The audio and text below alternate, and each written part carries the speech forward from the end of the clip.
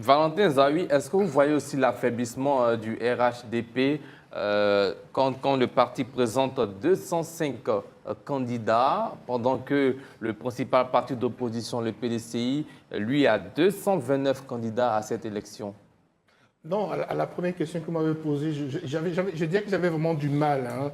Si on s'en tient à ce chiffre-là, bon, finalement... Le chiffre est officiel. Voilà, il est le officiel. chiffre officiel. Est-ce qu'il faut l'expliquer par un affaiblissement parlant du parti présidentiel?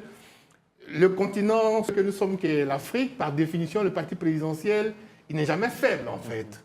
Je dis, à tout point de vue. On peut avoir 205 candidats et avoir plus de sièges que Exactement. celui qui Merci de me passer le... Mais vous ne trouvez pas que le PDCI part avantageux avec ces 229 C'est une candidats? bonne observation que vous faites, parce que Eric l'a dit tout à l'heure. Après, c'est une question de stratégie. Moi, le modèle démocrate que je suis heureux que les partis aient le maximum de candidatures sur toute l'étendue du territoire national. Après, ce qu'ils disent n'est pas non plus, c'est pas faux, parce qu'il ne faut pas nous faire uniquement de la figuration.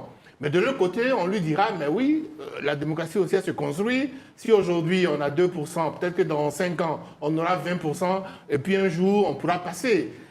Donc, oui, on peut aussi l'expliquer comme ça. Mais j'avoue que je tombe un peu des nues d'observer que pour ces législatives, le RHDP est 205 candidats, alors qu'il y a 5 ans, c'était 255. Donc, il y a l'ensemble d'autres des cas sièges